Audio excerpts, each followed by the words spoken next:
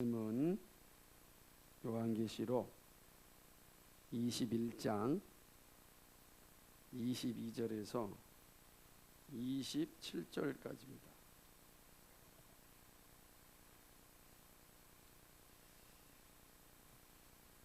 제가 봉독해 드리겠습니다. 21장 22절에서 27절. 성 안에 성전을 내가 보지 못하였으니 이는 주 하나님 곧 전능하신 이와 및 어린 양이 그 성전이심이라. 그 성은 해나 달의 비춤이 쓸데없으니 이는 하나님의 영광이 비치고 어린 양이 그 등이 되심이라. 만국이 그 빛 가운데로 다니고 땅의 왕들이 자기 영광을 가지고 그리로 들어오리라. 성문들을 낮에 도무지 닫지 아니하리니 거기는 밤이 없음이라. 사람들이 만국의 영광과 존귀를 가지고 그리로 들어오겠고 무엇이든지 속된 것이나 가증한 일 또는 거짓말하는 자는 결코 그리로 들어오지 못하되 오직 어린 양의 생명책에 기록된 자들뿐이라. 아멘. 많은 사람들이 가장 궁금해하는 것이 있다면 특히 그리스도인들에게는 더더욱 이러한 궁금증이 있을 텐데, 주님이 재림하실 때 이 땅의 문화가 과연 존속할 것인지에 대한 요구입니다. 뿐만 아니라 예수 믿는 사람이 만든 문화뿐만 아니라 이 땅에 수없이 많은 문화들, 다시 말하면 예수님을 알지 못하는 이들이 만든 문화들은 과연 하나님의 나라에 존속할 것인지, 아마 이 여부에 대해서 가장 많이 궁금해하지 않을까 생각을 합니다.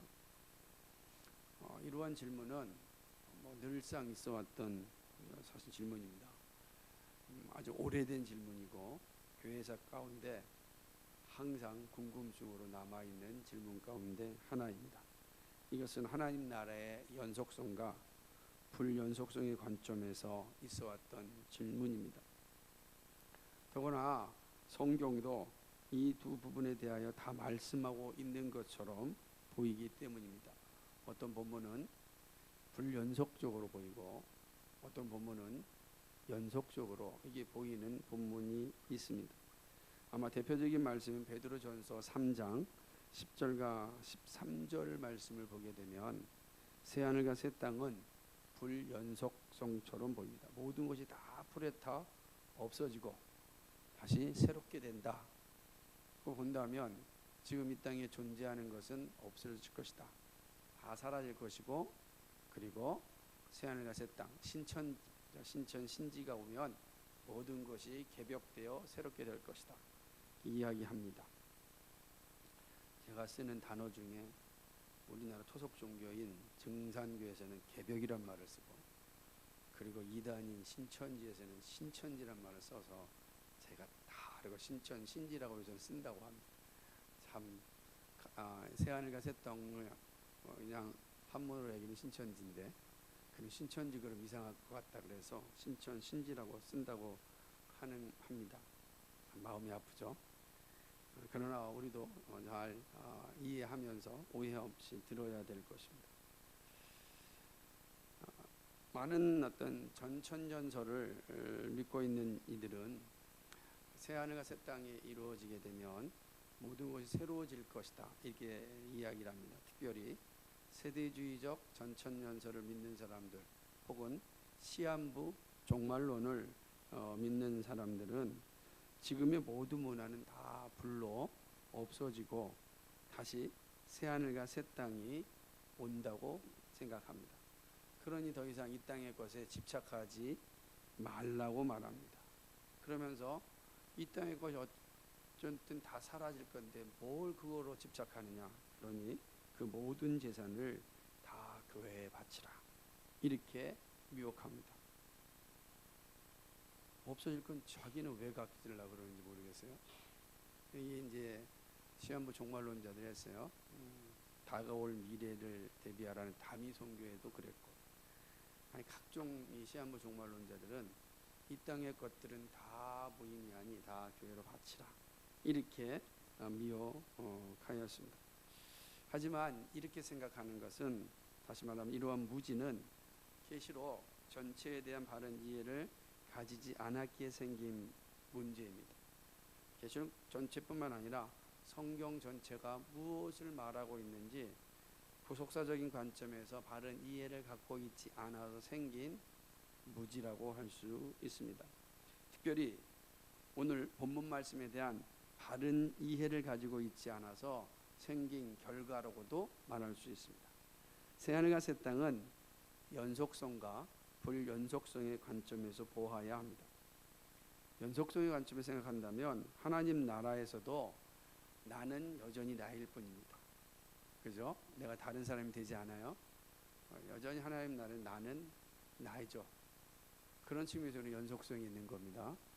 그러나 반면에 불연속성의 관점에 볼 때는 지금 있는 나는 새하늘과 새 땅의 나와는 다른데 어떤 면에서 다르냐면 나는 죄가 없습니다. 그렇죠? 죄가 없는 상태로 존속하게 될 것입니다. 또 놀라운 것은 그때는 세상을 바라보고 이해하는 지식이 지금 내가 가지고 있는 지혜와 지식과는 비교할 수가 없을 겁니다.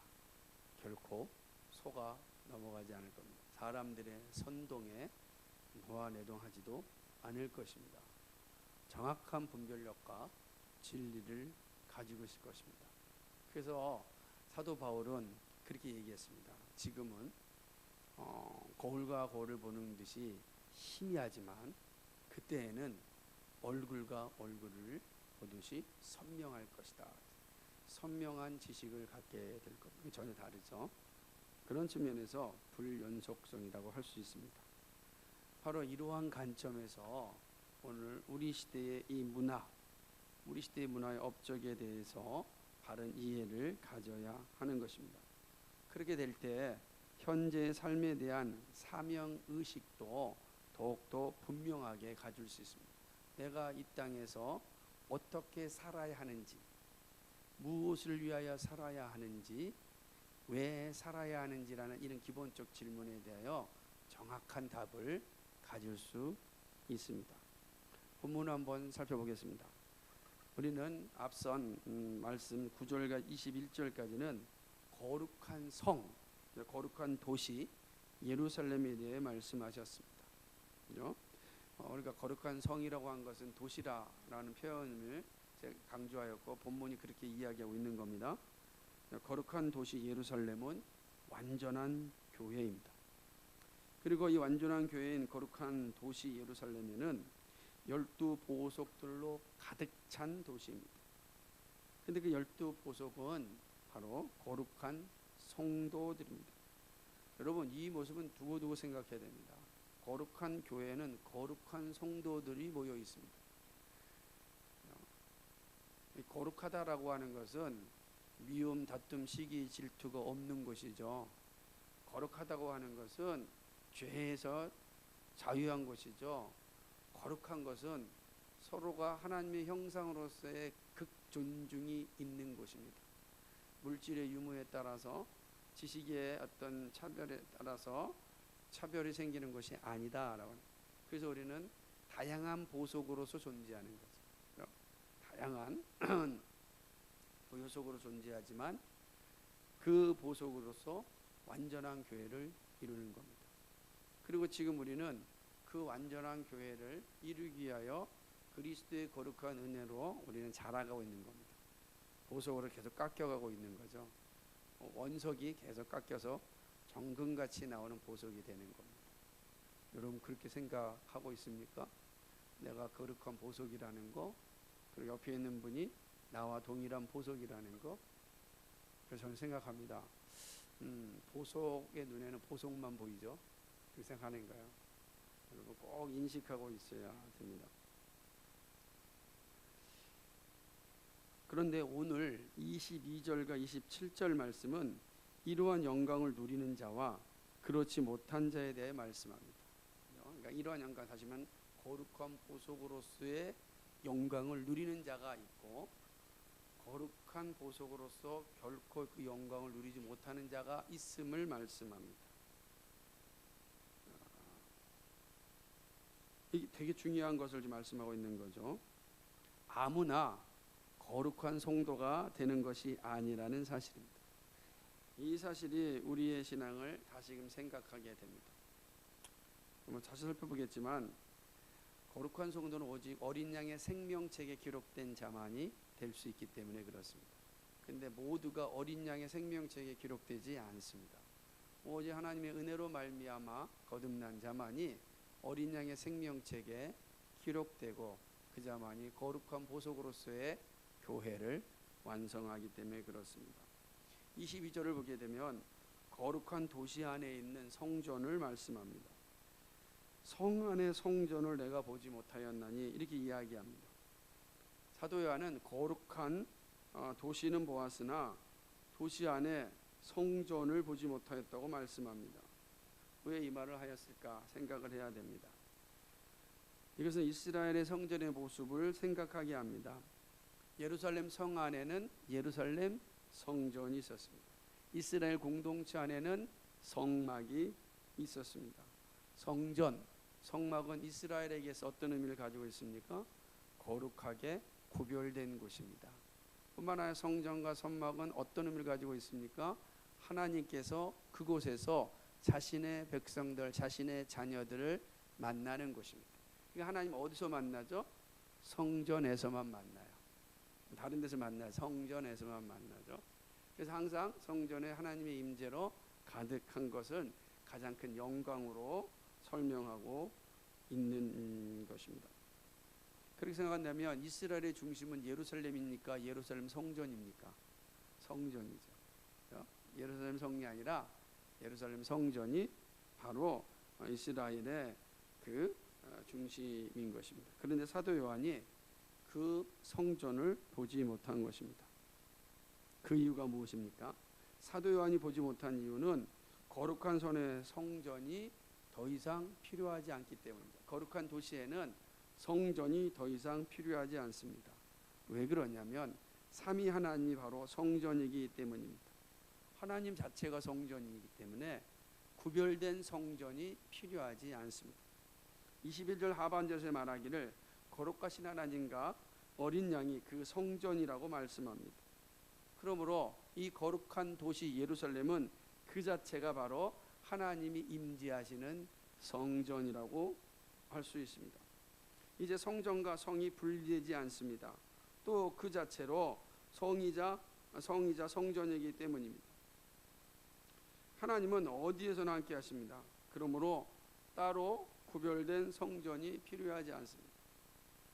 오늘 말씀 뒤에 가면 다시 한번 설명드리겠지만, 에덴 동산에는 성전이 있었습니까? 없죠. 왜 에덴 동산 성전이 없죠? 그죠? 에덴 동산 자체가 성전의 역할을 하기 때문입니다. 거기서 하나님이 이스라엘 백성들을 만나잖아요.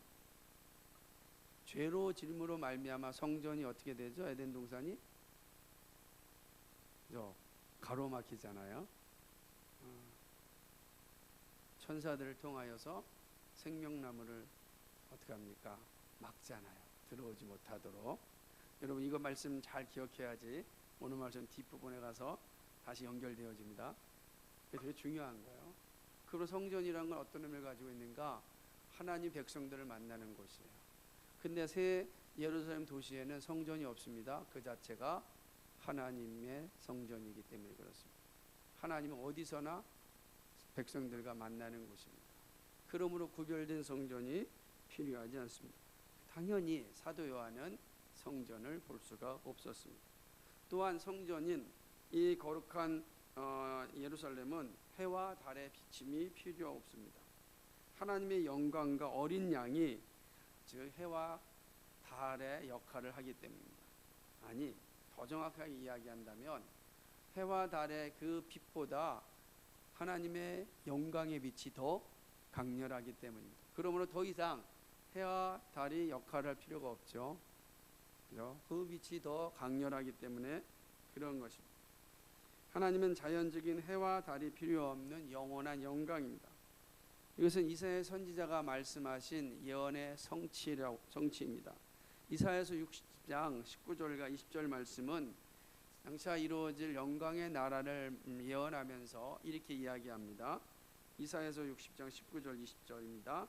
다시는 낮에 해가 내 빛이 되지 아니하며 달도 내게 빛을 비치지 않을 것이요 오직 여호와가 내게 영영한 빛이 되며 내 하나님이 내 영광이 되리니 다시는 내 해가 지지 아니하며 내 달이 물러가지 아니할 것은 여호와가 내 영영한 빛이 되고 내 슬픔의 날이 마칠 것임이니라. 아멘. 여호와가 영영한 빛이 된다라고 이야기합니다. 사도 요한은 영광의 빛이 대해서 이미 알고 있었습니다. 그는 예수님을 향하여 참 빛이라고 기록하였습니다. 요한복음 8장 12절입니다. 요한복음 8장 12절 말씀에 보면 사도 요한은 예수님을 향하여 이렇게 기록합니다. 예수께서 또 일러 가라사대 나는 세상의 빛이니 나를 따르는 자는 어두움에 다니지 아니하고 생명의 빛을 얻으리라. 예수님은 누구죠? 세상의 빛입니다. 그러므로 어두움이 존재하지 않습니다. 예수님이 있는 곳에는 어두움이 존재하지 않는 거예요. 이처럼 영원한 빛이신 예수님이 존재하는 곳이 바로 거룩한 도시 예루살렘입니다. 자, 그렇다면 이 거룩한 도시 예루살렘 어떤 곳입니까? 24절과 26절은 거룩한 성, 거룩한 도시 예루살렘이 어떻게 존재하는지를 보여줍니다. 우선 거룩한 도시에는 만국이 그 빛 가운데 있습니다. 만국이 그 빛 가운데 있죠. 그러니까 이 땅의 온 세계가 다 여호와의 빛 아래 존재합니다. 그리고 만국이 그 빛 가운데서 살아간다라고 하는 것이죠. 이것은 이사야서 60장 1절과 3절 말씀의 성취라고 할 수 있습니다. 이제 이사야서 60장 한번 찾아보십시오. 1절과 3절 그리고 그대로 60장을 가지고 있으시기 바랍니다. 9절까지 11절까지 살펴보아야 하기 때문에 그렇습니다. 이사야 선지자는 열왕들이 여호와의 빛 가운데로 들어올 것이라고 하였습니다. 한번 같이 읽겠습니다. 시작. 일어나라 빛을 발하라 이는 내 빛이 이르렀고 여호와의 영광이 내 위에 임하였습니다. 보라 어두움이 땅을 덮을 것이요 캄캄함이 만민을 가리우려니와 오직 여호와께서 내 위에 임하실 것이며 그 영광이 내 위에 나타나리니 열방은 내 빛으로 열왕은 비치는 내 광명으로 나아오리라. 열방은 그죠? 오늘 요한계시록의 입장에서 보면은 만국이 어디로 온다고요?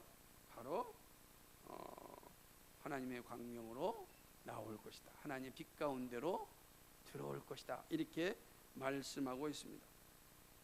그런데 놀라운 것은 땅의 왕들, 즉 만국을 다스렸던 이들이 홀로 들어오는 것이 아니라 요한계시록 21장 24절을 보게 되면은 만국이 그 빛 가운데로 다니고 땅의 왕들이 자기 영광을 가지고 그리로 들어오리라 그랬어요. 그러니까 땅의 왕들이 열왕들이 자기의 영광을 가지고 들어온다. 그러면 땅의 왕들의 영광은 무엇입니까? 땅의 왕들의 영광 무엇이라고 말할 수 있겠습니까? 예를 들어볼까요? 우리 김석현 공주님 세종대왕 그럼 딱 뭐가 생각납니까? 한글, 그죠? 영광스러운 거야. 우리가 세종대왕 그러면은 수십 명의 후궁들 이게 생각이 안 나죠, 그죠? 한글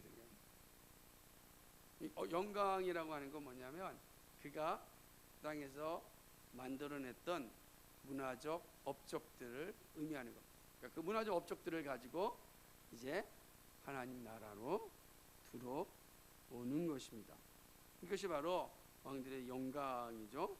구체적으로 이 영광이 무엇인지는 이사야 선지자 예언을 통하여 확인할 수 있습니다. 이사야 선지자 이사야 60장 4절과 9절 말씀은 이 사실을 매우 명확하게 기록하고 있습니다. 4절부터 9절 말씀 이제 작은 같이 읽겠습니다. 쭉 한번 시작. 내 눈을 들어 사면을 보라. 무리가 다 모여 내게로 오느니라. 내 아들들은 원방에 오겠고 내 딸들은 안기어 올 것이라. 그때에 네가 보고 희색을 바라며 내 마음이 놀라고 또 화창하리니 이는 바다의 풍부가 내게로 돌아오며 열방의 재물이 내게로 옴이라. 허다한 약대 미디안과 에바의 젊은 약대가 내 가운데 편만할 것이며 스바의 사람들은 다 금과 유황을 가지고 와서 여호와의 찬송을 전파할 것이며 게달의 양무리는 다 내게로 모여지고 느바요스의 수양은 내게 공급되고 내 단에 올라 기꺼이 받음이 되리니 내가 내 영광의 집을 영화롭게 하리라. 저 구름같이 비둘기가 그 보금자리로 날아오는 것 같이 날아오는 자들이 누구뇨?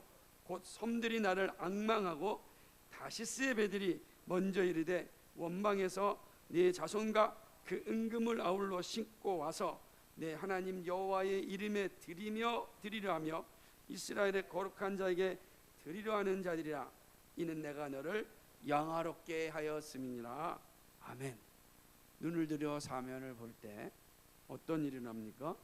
열방의 사람들이 자신들에 있는 업적들, 문화를 가지고 하나님께로 가지고 옵니다. 하나님을 찬송하고 하나님께 다 바치죠. 그죠? 그 마지막 날 이 땅의 모든 열방들이, 열국들이 다 자신들이 가진 문화적 업적을 가지고 하나님께로 들어오는 것을 보게 됩니다. 이사야 선지자의 예언은 그런 것입니다. 만국의 왕들이 자신이 가진 문화적 업적을 가지고 와서 하나님께 드리고 찬송한다고 강조합니다. 땅의 왕들은 땅에 있을 때는 하나님을 대적하였던 자들이었지만 하나님의 은혜로 거듭나서 하나님께 영광을 돌리는 자가 되었습니다. 이제 그들이 가진 문화적 업적을 가지고 자신의 영광을 드러내는 것이 아니라 하나님의 영광을 찬송하는 겁니다. 이것이 바로 새 예루살렘 성에 이루어질 모습이다라고 말씀하는 것입니다. 뿐만 아니라 26절에서 사람들이 만국의 영광과 존귀를 가지고 들어옵니다. 24절에서는 열왕들이 그 영광을 가지고 들어오는데 26절을 보니까 사람들이 만국의 영광과 존귀를 가지고 들어옵니다. 이것은 땅에서 이룬 문화적 업적, 일반인들이 가진 문화적 업적을 이야기하는 거죠. 하나님이 주신 일반 은총의 역사로 빚어낸 각종 문화들이 하나님 나라로 들어옵니다. 물론 죄의 부정함이 모두 정화되어 깨끗하게 된 문화입니다. 그런데 이 문화들이 25절 말씀처럼 밤낮 없이 거룩한 성으로 들어옵니다. 문이 닫히지 않습니다. 25절에 보면 문이 닫히지 않아요. 계속 들어온다는 거죠. 이거는 그 새 예루살렘 도시의 그 영광이 얼마나 찬란한지를 보여주는 것입니다. 그런데 계속 문이 열려 들어오는데 거기는 또 밤이 없습니다. 문이 열려 있다, 밤이 없다. 무슨 말씀입니까? 이 역시 사도 요한이 이사야 선지자가 보았던 그 예언을 지금 그의 눈으로 보고 있는 것입니다. 이사야서 60장 11절 말씀을 보면 이렇게 말씀합니다. 같이 읽을까요? 이사야서 60장 11절 시작. 내 성문이 항상 열려 주야로 닫히지 아니하리니 이는 사람들이 내게로 열방의 재물을 가져오며 그 왕들을 포로로 이끌어 옴이라. 아멘. 그죠? 항상 열려 주야로 닫히지 아니합니다. 모든 열방의 문화들이 다 어디로요? 새 예루살렘 성으로 다 들어오는 것이죠. 여러분 이 자체만 봐도 영광스러운 모습이 눈에 비치지 않습니까?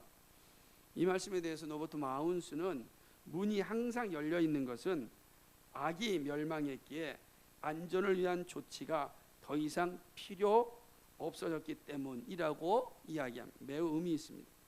첫사람 아담이 에덴 동산에서 타락하여 쫓겨났을 때 하나님은 천사를 통하여 생명나무를 지키게 하였습니다. 막은 거야. 왜? 죄가 더 이상 에덴 동산에 들어오면 안 되기 때문에 막은 겁니다. 문이 막았어.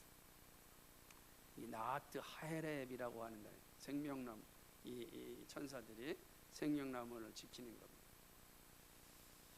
이게 인간의 모습, 이게 타락된 세상이었단 말이에요.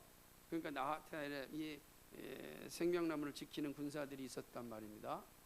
그런데 새하늘과 새 예루살렘에는 더 이상 뭐가 없습니까? 지키는 자가 없어요. 문이 항상 열려져 있습니다. 악이 다 제거되었기 때문에 문을 닫을 필요가 없다라고 하는 것입니다. 더 이상 죄가 문제가 되지 않습니다. 예수 그리스도께서 십자가에서 다 해결하셨기 때문입니다. 그러므로 구원받은 자는 누구든지 자유롭게 그 문 안으로 들어올 수가 있는 것입니다. 또한 밥이 없다라고 하는 것은 비일이 이렇게 이야기합니다. 구속받은 자들이 하나님의 영광스러운 임재에 나가는데 아무 방해를 받지 않는 것이다. 너무 멋있는 표죠. 우리가 하나님께 나갈 때 아무 방해를 받지 않아요. 지키는 자가 없으니까 아무 방해를 받지 않죠. 그죠? 그래서 저는 작은 교회 목사할 때 행복한 것 가운데 하나는 여러분이 저 찾아올 때 아무 방해 없이 찾아오죠. 그죠? 얼마나 감사한지 아세요? 여러분이 큰 교회 다녀보십시오. 목사님과 나이가 많든 좀 상관없어요. 반드시 비서실을 통해야 됩니다. 언제부터 한국계 목사님들 비서실이 있었는지 모르지만 어쨌든 이제 비서실이 그것도 엄청납니다. 그래서 저는 이 모습 보면서 이 날이 속히 오기를. 그래서 우리가 누구를 만나는, 특별히 하나님의 사람들을 만나는데, 물론 그렇다고 시도 때도 없이 오늘 골치 아프겠지만 그러나 그런 일이 없거든요. 저는 이 말이 너무 멋있는 거예요. 아무 방해를 받지 않는, 하나님께 늘 나갈 수 있다는 거죠. 이렇게 만국의 왕들이 하나님의 은혜로 인하여 거룩한 도시에 들어와서 도시를 완성합니다. 이 모든 것에서 우리는 하나님 나라의 영광이 무엇인지를 볼 수 있습니다. 그런데 모든 문화와 업적들이 들어오는 것은 아닙니다. 27절이 그 사실을 보여주는데 한번 볼까요? 27절 읽어볼까요? 27절 같이 읽겠습니다. 그러니까 요한계시록 21장 27절 시작. 무엇이든지 속된 것이나 가증한 일 또는 거짓말하는 자는 결코 그리로 들어오지 못하되 오직 어린 양의 생명책에 기록된 자들 뿐이라. 우선 들어오지 못한 것은 뭐냐면 속된 것입니다. 이 속되다라고 하는 것은 오염된 것, 다시 얘기한다면 우상 숭배자들, 그러니까 우상 숭배에 사용되는 것들. 그래서 칼빈이요 종교 개혁을 할 때 그 각 성당에 있는 성상들을 다 때려 부수기도 했거든요. 근데 뭐만 때려 부셨냐면 우상 숭배 성상만 때려 부셨어요. 근데 많은 사람들이 이거를 오해해서 칼빈이 문화 자체를 부정했다, 다 때려 부셨다 생각. 그러지 않아요. 전혀 그러지 않고 우상 숭배에 사용된 문화만 다 때려 부셨어요. 속된 것이기 때문입니다. 여러분, 우리가 부르는 찬송가 중에 10반 찬송가 중에 칼빈이 이 10반 찬송 시작했단 말이에요. 만들었다고요. 그러니까 문화에 대한 이해가 매우 높은 거죠. 그래서 속된 것, 우상 숭배에 사용된 것은 더 이상 교회에 존재할 수 없다. 그래서 때려부셨던 것입니다. 뿐만 아니라 가증한 것들, 혐오스러운 것들입니다. 가증하다라고 하는 것은 혐오스러운 겁니다. 이런 건 하나님 나라에 들어오지 않을 겁니다. 저는 이렇게 생각해 보는 거죠. 타락한 사람들이 좋아하는 영화 중에 하나가 다 뭐냐면 아주 이게 뭡니까? 귀신 영화, 그죠? 아주 막 공포 영화, 이런 걸 되게 좋아하고 막 여름만 되면 그런 걸 보려고 그래요. 끔찍한 겁니다. 왜 그런 걸 좋아하죠? 다 우리가 타락한 백성이기 때문에 그래요. 그러니까 그런 거에 이제 물들여 있는 거죠.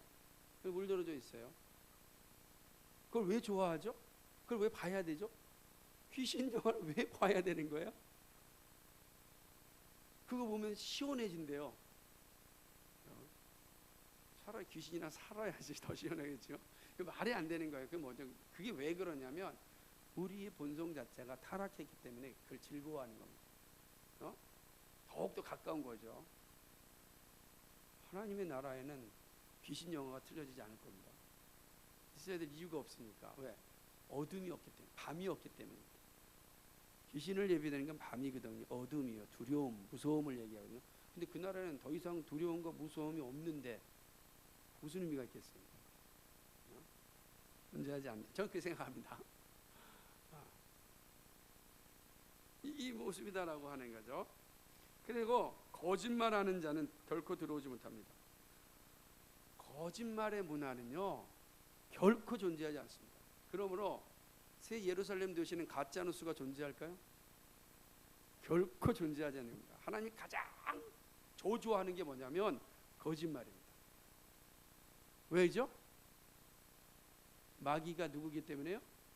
거짓의 아비이기 때문에.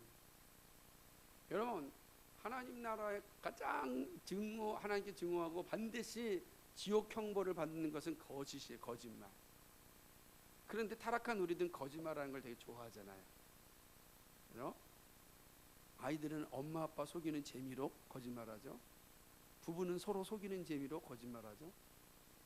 그렇잖아요. 속이면 되게 행복하잖아요. 그죠?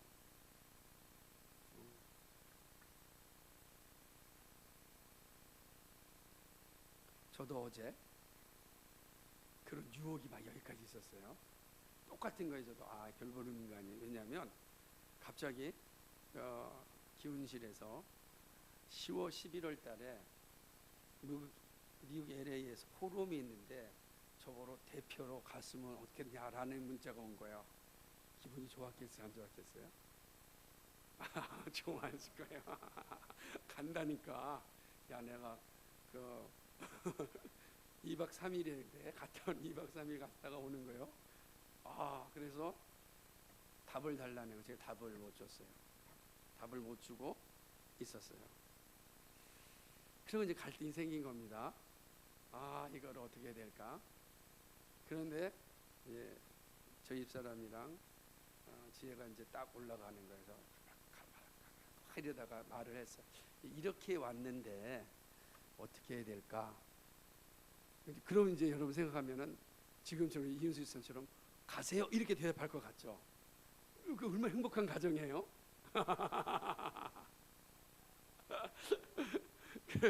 그러지 않고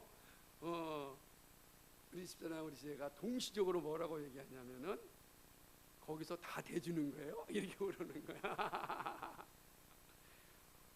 아니 비행기 가격은 내가 내야 돼. 그랬더니 동시적으로 가지 마세요. 그래서 제가 근데 사실은 어디에서 거짓말하고 싶었어요? 그죠? 다 되죠. 이거 모르잖아요, 그죠? 다 되죠. 그러면 오케이가 나오니까 사람이 얼마나 그럼 속이면은 쾌감을 느끼잖아. 갔다 오는 거고. 예를 들면 그런 거예요. 인간이 얼마나 타락한지 모릅니다. 여러분 끊임없이 싸워야 된다. 근데 제가 우리 석현이의 글을 읽으면서 제가 얼마나 큰 도전을 받았는지 몰라요. 석현이가 쓴 글에 이렇게 얘기했어요. 두 번째, 나는 하나님이 나의 삶의 주인이 되셔야 한다는 것입니다. 제가 지금까지 살아오면서 많이 살았어요. 고3이니까 앞으로 살 일이 무지문이 남았는데 뼈저리게 느낀 것은 절대로 죄를 이겨낼 수 없다는 것입니다. 그것은 오직 하나님만이 하실 수 있는 일이며 하나님께 전적으로 의지하고 맡겨야 한다고 배우게 되었습니다. 이 글이 제가 얼마나 가슴을 퉁탕거리겠어요?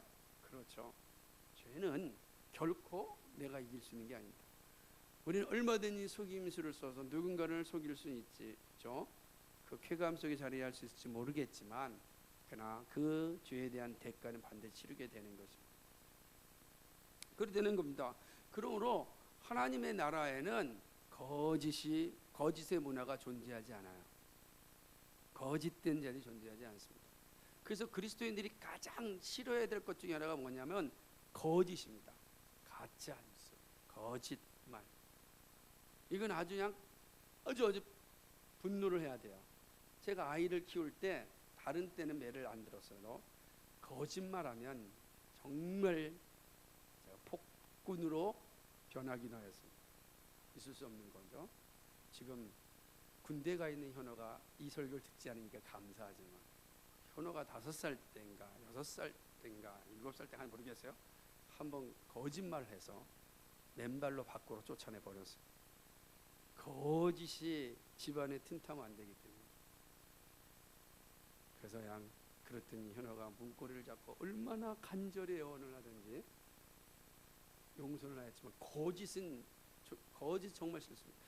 왜냐하면 의도적으로 하는 거짓은 정말 우리가 실수하며 거짓할 수 있잖아요. 상황 속에서. 그런데 의도를 가지고 하는 거짓은 정말 사악한 겁니다. 하나님 나라는 그런 것이 존재하지 않는다라고 하는 것을 27절 말씀에서 분명하게 보여주고 있습니다. 오직 성령으로 깨끗함을 입은 자 어린 양의 생명책에 기록된 자만이 영광의 나라에 들어옵니다. 이것은 모든 사람들의 문화 업적입니다. 그러나 그 사람이 부패하고 거짓을 일삼고 하나님의 말씀에 순종하지 않는다면 하나님 나라에는 이들의 문화가 존재할 자리가 없는 것입니다. 물론 하나님께서 합력과의 선을 이룰 수 있기 때문에 단정할 수 없지만 그러나 거짓의 문화는 존재할 수 없다라는 것은 분명한 것입니다. 이것이 본문의 내용입니다. 어린 양의 생명책에 기록되지 않은 자들은 인격에 있어서 성화가 없는 사람입니다. 구원은 인격과 성품의 성화를 가져옵니다. 그리고 그러한 거룩한 인격이 하나님 나라에 존재합니다. 그러나 더러운 것과 가증한 것과 우상 숭배하는 것과 거짓말하는 것을 이걸 일삼는 자는 결코 성전에 들어올 수 없습니다. 왜 그러냐면 하나님의 나라에는 더 이상 불의가 존재하지 않기 때문입니다. 본문의 말씀이죠. 어린 양의 생명책에 기록된 자들만이 거룩한 성에 들어올 수 있습니다. 거룩한 성에 들어오는 모든 문화는 거룩한 과정을 통과한 것들입니다. 그래서 거룩한 성의 영광은 완벽합니다. 모든 문화는 하나님께서 동산에서 예비하셨던 그 도시의 영광입니다. 모든 것이 완벽하게 준비된 나라입니다. 그리고 그 나라는 영원한 나라입니다. 우리는 예수를 믿는 모든 이들은 그 나라에 들어갈 자격을 얻은 자들입니다. 그리고 우리가 쌓은 모든 문화 업적들이 하나님의 영광을 통과하여 하나님의 나라에 들어갈 것입니다. 그리고 이 모든 것은 하나님을 예배하기 위함입니다. 그죠? 문화 업적 그 자체를 자랑하기 위한 것이 아니다라고 하는 거죠. 우리는 이 사실에서 매우 중요한 교리 3가지를 생각해 볼 수가 있습니다. 첫 번째로는 우리가 받은 명령은 첫 번째 명령 문화 명령이라는 거죠. 우리는 문화 명령을 받은 사람들입니다. 되게 중요한 겁니다. 우리 문화 명령을 받은 사람. 하나님은 아담을 부르시고 에덴 동산에 보내시고 동산을 잘 다스려서 문화가 찬란하게 빛나는 도시를 만들도록 작정하셨습니다. 이것은 온 인류가 받은 명령입니다. 창세기 1장 26절과 28절, 창세기 2장 15절에 있는 말씀처럼 그것이 인류에게 주신 하나님의 선물이었습니다. 창조 명령이라고 부르는 문화 명령은 하나님의 창조 세계를 잘 관리하여서 문화의 도시를 완성하는 일입니다. 그래서 하나님은 사람만 독특하게 창조하셨습니다. 바로 하나님의 형상으로 창조하신 것입니다. 땅을 다스리는 사명을 받았기에 인간만이 문화를 창조합니다. 인간만이 문화를 창조하죠. 그리고 하나님의 뜻을 이루어갑니다. 새 예루살렘 도시는 바로 문화 명령이 완성되는 것입니다. 우리는 이 일을 위하여 지음받았고 지금도 살고 있습니다. 우리의 생명이 다하는 날까지 우리는 문화 명령을 수행하는 자들입니다. 이전에는 죄로 인하여 죄된 문화만 알았다면 이제는 거듭난 자녀로서 선한 일에 열심하게 된 것입니다. 그리고 그 명령을 잘 수행하여 도시를 완성하는 것입니다. 그게 우리가 받은 사명이에요. 이 명령은요, 온 인류가 함께 만들어가야 되는, 순종해야 되는 것입니다. 그래서 성경은요, 가인의 후손들이 만들어낸 문화를 하나님의 자녀들이 누리게 하였습니다. 이게 중요한 거야.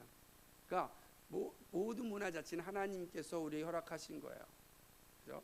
그리고 마지막 날 그 문화는 하나님께 정화되어 그 영광의 도시를 완성하실 겁니다. 그러나 이 땅에서는 불신자들의 문화도 신자들이 누릴 수 있도록 하나님이 허락하셨다라고 하는 거죠. 오늘 우리들이 최선을 다하여 문화적 사명을 잘 감당해야 될 이유는 우리가 그 명령을 받은 자들이기 때문입니다. 그리고 그 명령을 완성해야 하기 때문에 그런 것입니다. 그래서 도시로부터 시작하여 동산에 시작하여 도시로 가는 모든 여정에 마침표를 찍어야 되기 때문에 그런 것입니다. 그게 우리를 부르신 이유예요.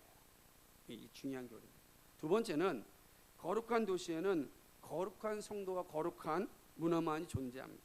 하나님의 창조 계획은 이미 말씀드렸듯이 에덴 동산에서 예루살렘 도시로의 여정입니다.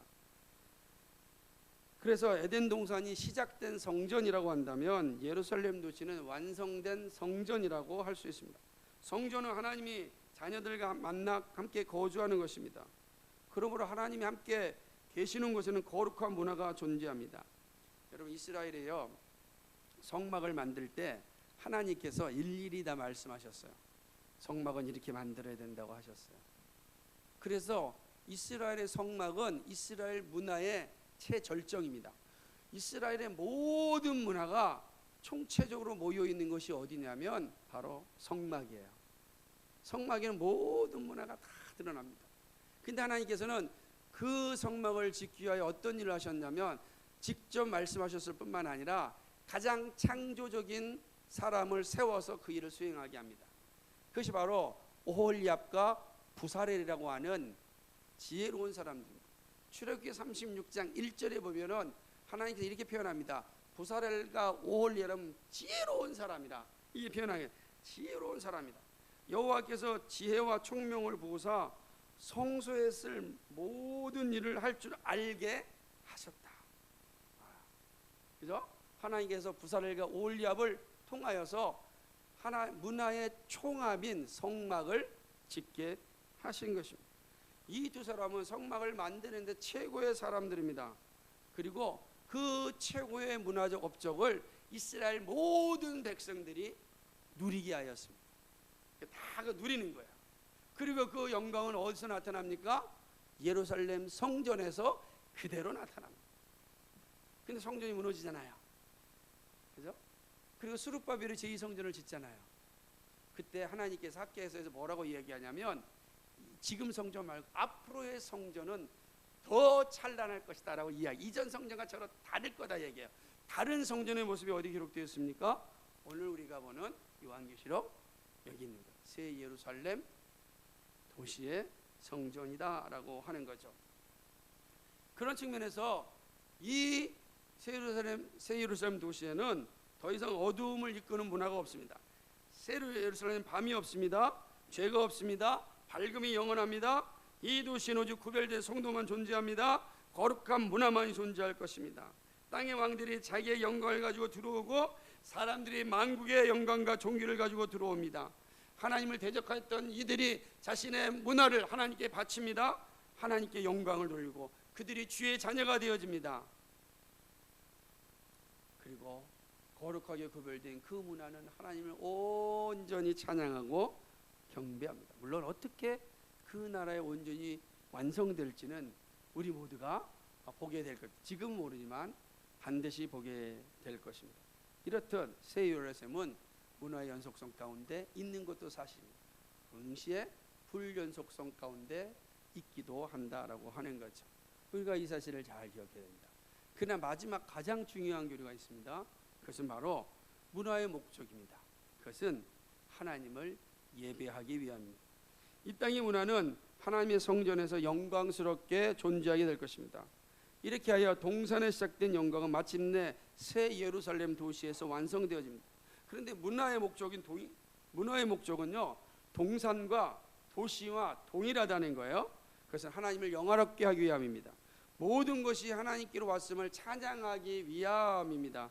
전적으로 하나님을 예배하기 위함입니다. 그래서 우리가 보았던 이사야서 60장 6절과 7절과 9절에는 동일하게 말합니다. 하나님을 찬양하고 하나님께서 영화롭게 하고 하나님께서 영광 받으신다 라고 말씀하고 있는 것입니다. 모든 문화는 모든 만물은 하나님을 찬양하기 위해서입니다. 우리는 이 사실을 요한계시록 4장 11절에서 이미 살펴보았습니다. 24장로들이 그 하나님 앞에서 찬양하고 경배할 때 이렇게 노래합니다. 한번 찾아보세요. 요한계시록 4장 11절입니다. 같이 읽습니다. 시작. 우리 주 하나님이여, 영광과 존귀와 능력을 받으시는 것이 합당하오니 주께서 만물을 지으신지라 만물이 주의 뜻대로 있고 또 지으심을 받았나이다. 아멘. 하나님이여, 영광과 존귀와 능력을 받는 게 합당합니다. 왜냐하면 모든 만물을 지으신 이가 하나님이시기 때문입니다. 모든 만물의 목적이 하나님을 영화롭게 하는 것입니다. 모든 만물의 존재가 하나님을 예비하기 위함인 것입니다. 이게 요한계시록의 목적이기도 한 것입니다. 예를 들어 문화는 거룩한 성전을 하나님의 뜻대로 완성합니다. 그리고 하나님을 마음껏 예배합니다. 성전이 존귀한 것은 바로 하나님을 예배하기 때문입니다. 여러분, 성전에 들어오는 목적이 무엇입니까? 오직 한 가지, 하나님을 예배하기 위함입니다.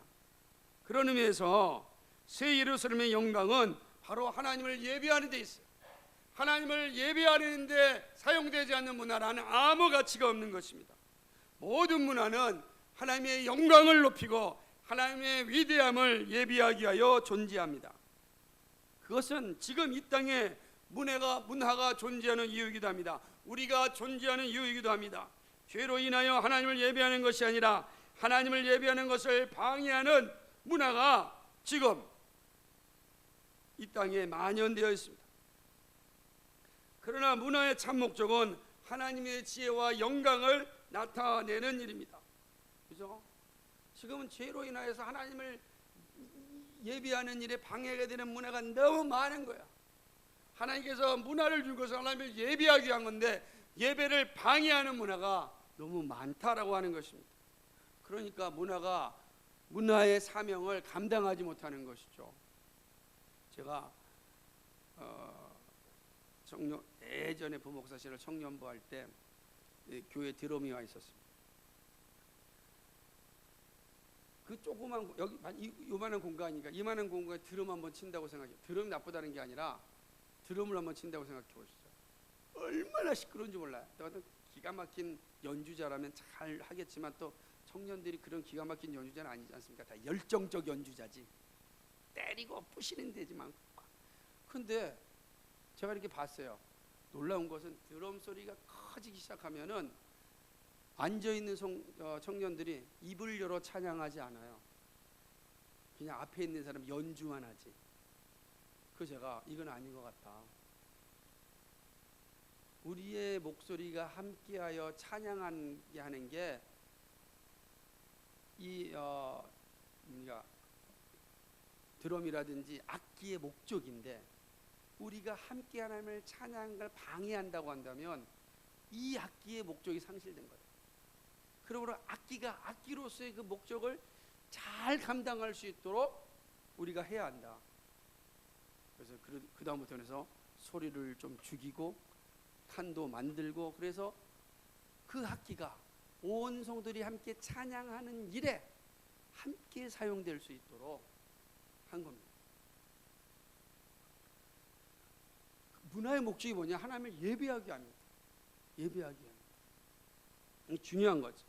만약에 그 문화가 하나님을 예배하는 데 방해가 된다고 한다면 그것은 그 기능을 잘못 사용하고 있는 것입니다. 그 새하늘과 새 땅의 모습의 영광이 뭐예요? 하나님을 온전히 예배하는 것으로 나타날 것입니다. 그 놀라운 광경이 어떻게 이루어질지 모르지만 그러나 구원받은 백성들은 하나님을 온전히 예배하는 그 영광의 주인공이 되어서 그 영광을 누릴 겁니다. 그런 은혜가 여러분이 있길 소망합니다. 우리는 새 예루살렘의 교회이고 성전을 보았습니다. 새 예루살렘에는 하나님의 임재가 필요한 별도의 장소가 필요하지 않습니다. 그 자체가 완성된 성전이기 때문입니다. 그리고 우리는 그 성전을 가슴에 품고 살아갑니다. 자, 우린 이미 성전이죠. 그렇잖아요. 성령이 너희 안에 거하시는 전인지를 알지 못하느냐. 우리 성전이죠. 그러니까 우리는 이미 뭐예요? 새 하늘과 새 땅의 그 새 예루살렘 성전을 이미 내가 품고 있는 거야. 이 품고 있는 성전이 육신이 거듭나서 이제 영화로운 상태가 되어졌을 때 우리는 그 새하늘과 새 예루살렘 성에서의 완전한 예배를 누리게 될 것입니다. 우린 성전이, 이게 중요한 것입니다. 그렇다면 여러분, 이 영광스러운 나라를 보면서 이 땅을 살아가는 우리는 뭘 준비해야 될까 생각해 봐야 되지 않겠습니까? 새 예루살렘은 이미 우리 가운데 시작되었음을 인식하는 게 중요합니다. 그죠? 이건 정말 중요한 거예요. 나는 이미 새 예루살렘 성의 일원으로서 살고 있다라고 하는 것이죠. 그러므로 우리가 하는 것은 작은 것이라도 다 하나님 나라를 세워감을 인식해야 됩니다. 하나님 나라를 만들어가는 것이 우리에게 주어진 사명입니다. 그러므로 죄 짓는 것 위에 다 하나님의 영광을 위하여 감당해야 됩니다. 어떤 것이 하나님 나라에 편입될지 모릅니다. 그러나 분명한 것은 가증되고 오염되고 거짓된 것들은 아닙니다. 그러나 내가 하는 것이 그 작든 그것이 크든 상관없이 하나님의 영광을 위하여 다 사용된다. 그러므로 내가 지금 그 하나님의 영광을 위하여 준비하는 자이다. 이게 인식을 가지고 있어야 됩니다.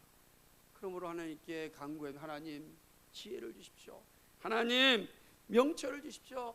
하나님 영광을 위해 살게 해주십시오 라고 늘 기도하며 나의 삶의 현장에서 살아가야 하는 것입니다. 그리고 또 기억해야 할 것은 하나님께서 우리 모두에게 은사를 주실 뿐만 아니라 창조성도 주셨다는 사실입니다. 그래서 새 예루살렘을 풍성하게 만들기를 원하십니다. 하나님이 주신 창조성을 잘 개발해야 합니다. 그 기도해야 되는 거예요. 그러니까 예수 믿는 사람들 더 많이 기도해. 하나님 나에게 주시는 은사가 그대로 머물지 않고 잘 개발되어서 더 창조적으로 나타내서 하나님을 더 영화롭게 할 수 있는 그런 삶을 살게 하여 주옵소서. 기도해야 되는 것입니다. 어둠의 문화가 아니라 창조성이 뛰어난 밝은 문화를 만들 수 있도록 기도해야 됩니다. 내가 미디어를 하든 내가 무슨 교사가 되든 내가 뭐 의사가 되든 내가 농업을 하든 아무 상관이 없어요. 하나님 나에게 창조성을 주셔서 이 모든 것이 잘 개발되어 하나님을 영화롭게 할 수 있도록 명철과 지혜를 주옵소서. 이게 우리가 할 일입니다. 그럼 내가 있는 일에 가만히 있으면 게으를 수가 없죠. 창조성을 가지고 일을 해야 되기 때문에 그런 것입니다. 그러나 그 무엇보다 힘써야 되는 것은 예배입니다. 모든 문화의 목적이 하나님을 예배하는 데 있다고 하였습니다. 그래서 우리의 작은 예배도 각종 문화가 동원되어 하나님을 경배하고 있습니다. 하나님의 영광을 나타내는 예배를 감당하는 것이 새 예루살렘 성전에 들어가는 길입니다. 이 땅의 삶에서 예배를 잘 감당해야 됩니다. 예배는 교회의 영광이고 하나님을 가장 연합게 하는 일이고 우리의 삶의 시작과 끝이기 때문에 그렇습니다. 예배는 제일 중요합니다. 그래서 저는요, 창조성을 이야기하면서 예를 들자면 저는 가정 예배 같은 게 정말 뛰어난 창조성이다 이렇게 생각을 종종 해요. 그리고 이 찬송가 같은 거, 시편 찬양 같은 것도 인간이 하나님 주신 창조성을 잘 개발한 거야. 근데 놀라운 것은 이것이 온전히 하나님을 예배하는 데 오롯이 사용된다고 하는 것이죠. 자, 하나님 우리를 그렇게 만드셨습니다. 그렇다고 한다면 여러분, 내가 늘 예배하는 자리에 있는지 자신을 살펴보아야 합니다. 신령과 진리로 예배하는지 살피고 말씀이 살아있는 예배인지 살피고 내가 예배에 최선을 다하고 있는지 살펴야 합니다. 우리의 존재는 하나님을 찬양하고 예배하기 위함입니다. 그렇죠? 그래서 진정으로 나의 나됨은 하나님을 예배하는 데 있습니다. 나의 완벽한 자아는 하나님을 예배할 때 완전히 회복할 수가 있는 거예요. 그것이 문화의 목적이요 우리가 존재하는 이유이기 때문에 그렇습니다. 사랑하는 여러분, 하나님을 영화롭게 예배하는 일에 힘쓸 수 있는, 그래서 하나님을 마음껏 찬양하고 하나님이 우리에게 주신 그 목적을 완성하는 그런 하나님의 사람들 되기를 주님의 이름으로 간절히 축복합니다.